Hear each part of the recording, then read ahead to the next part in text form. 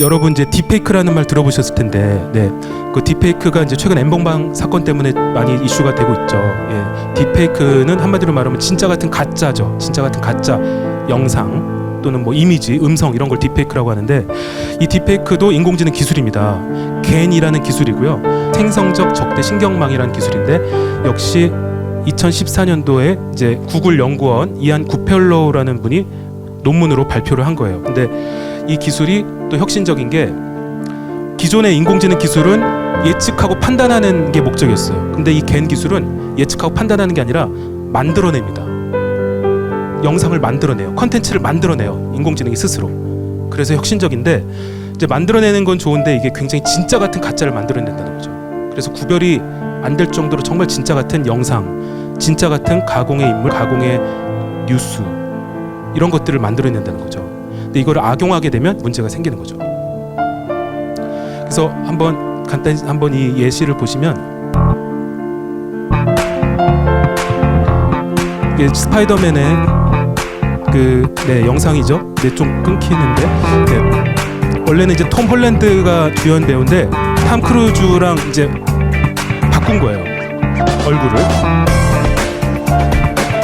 거의 구별할 수 없을 정도로, 네, 자연스럽습니다. 마치 탐 크루즈가 주연인 것 같아요. 네.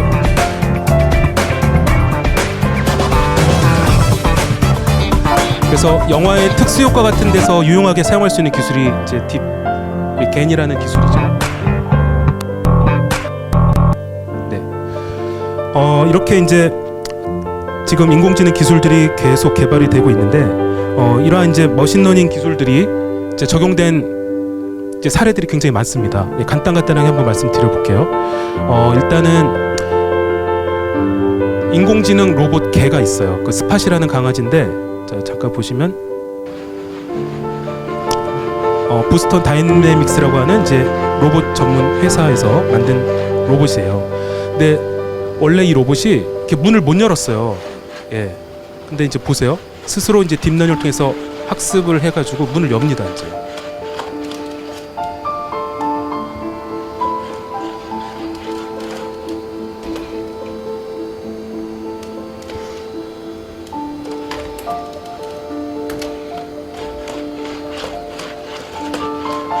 네, 그래서 이 로봇이 지금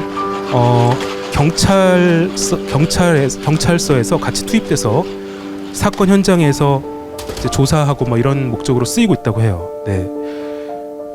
그리고 최근에 싱가포르 공원에서 이제 코로나 상황 때문에 이제 사람들 거리두기 하기 위해서 또 순찰도 했다고 하고요. 네.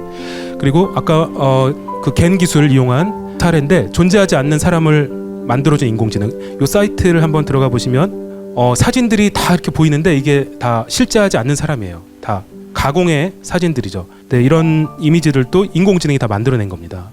자, 그리고 이제 구글에서 만든 어플리케이션인데, 스토리보드를 만들어주는 이제 인공지능이에요. 이것도 한번 보시면 이제 동영상을 올리잖아요. 올리면 이렇게 자연스럽게 만화처럼 이렇게 만들어줘요.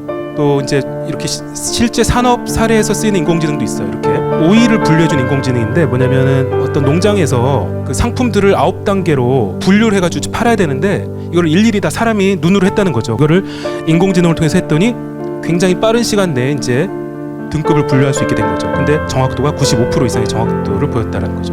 흑백 사진을 컬러로 이렇게 바꿔주기도 하고요. 그리고 오토드로우라는 이제 사이트가 있어요. 한번 들어가 보시면 이렇게 그림을 대강 그리면